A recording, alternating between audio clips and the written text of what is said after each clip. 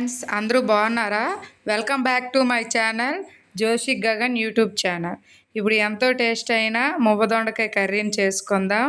దా process అంతా ఈ వీడియోలో చూద్దాం. ఇప్పుడు దొండకాయలు తీసుకుందాం. దొండకాయలనేమో బాగా కడుక్కొని ఒక గిన్నెలో వాటర్ వేసుకొని వాటిలో కట్ చేసుకుందాం. ఈ విధంగా 4 చీలికల్లాగా కట్ చేసుకుందాం. ఈ రకంగా కట్ చేసుకొని వాటిని పక్కన పెట్టుకున్న తర్వాత ఉల్లిపాయలు ఒక 3 ఉల్లిపాయలు తీసుకుందాం. చిన్న చిన్న ముక్కలుగా కట్ చేసుకుందాం. ఈ విధంగా చిన్న చిన్న ముక్కలుగా కట్ చేసుకున్న తర్వాత సాల్ట్ ఒక స్పూన్ సాల్ట్ తీసుకుందాం. తీసుకున్న తర్వాత కారం ఒక స్పూన్ కారం తీసుకుందాం. కారం తీసుకున్న తర్వాత జస్ట్ కొంచెం పసుపు తీసుకుందాం. పసుపు కూడా తీసుకున్న తర్వాత ఆయిల్ కొంచెం ఒక స్పూన్ ఆయిల్ తీసుకుంటాం. ఆయిల్ తీసుకున్న తర్వాత వీటిని బాగా కలుపుకుందాము. బాగా కలుపుకొని ప్రతి ముక్కకు కూడా ఉప్పు కారం పసుపు పట్టేటట్టుగా బాగా మిక్స్ చేసుకుందాం. మిక్స్ చేసుకుని ఈ విధంగా మిక్స్ చేసుకున్న తర్వాత దీన్ని పక్కన పెట్టుకుందాం. ఇప్పుడు స్టవ్ పై కళాయి పెట్టుకొని ఆయిల్ వేసుకుందాం. ఆయిల్ వేసుకున్న తర్వాత కట్ చేసుకున్న దొండకాయల్ని కళాయిలో వేసుకుందాం. వేసుకున్న తర్వాత దీన్ని బాగా వేపుకుందాం. వేపుకున్న తర్వాత అలా మూత పెడితే కొంచెం బాగా మెత్తగా మగ్గుతాయి. మగ్గిన తర్వాత చూద్దాం వేగాయో లేదో. బాగా వేగాయి. వేగిన దొండకాయల్ని అలాగా ఒక ప్లేట్లోకి తీసుకుందాము.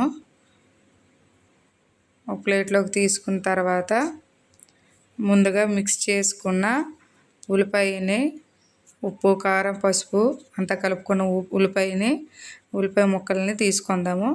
ఉల్లిపాయ ముక్కలు బాగా వేపుకుందాము. ఆయిల్ పైకి తేలే వరకు బాగా వేపుకుందాం. మూత వేసుకొని మగ్గించుకుందాము. మగ్గించుకున్న తర్వాత చూద్దాం బాగా వేగింది లేదని. బాగా వేగిపోయింది. నూనె పైకి తేలినంత బాగా వేగిపోయింది. ఇప్పుడు కట్ చేసుకున్న దొండకాయల్ని బాగా నూనెలో వేపుకున్న దొండకాయల్ని వేసుకుందాము. ఇందులోకి వేసుకున్న తర్వాత బాగా కలుపుకుందాము. బాగా కలిపిన తర్వాత కొంచెంసేపు అలాగా కలుపుకుందాము. కలిపిన తర్వాత కొంచెం గ్లాసుడు వాటర్ వేసుకుందాము. వాటర్ వేసుకొని ఒకసారి అలా గరిటతో కలుపుకుందాము.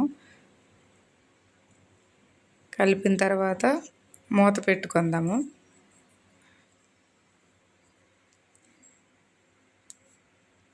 మూత పెట్టుకొని అలాగే ఒక 2-3 మినిట్స్ లోపు అయిపోయిందో లేదో చెక్ చేసుకుంటే బాగా ఎంతో టేస్ట్ అయిన మువ్వదొండకాయ కర్రీ రెడీ అయిపోయింది. చూడండి ఆయిల్ పైకి తేలేంత వరకు ఉంచి దగ్గర పడే వరకు ఉంచితే ఈ విధంగా వస్తుంది. ఎంతో టేస్ట్ అయినా చిన్న చిన్న ముక్కలు కట్ అయిపోయి దాన్ని పక్కకు తీసేయండి, చూడకండి.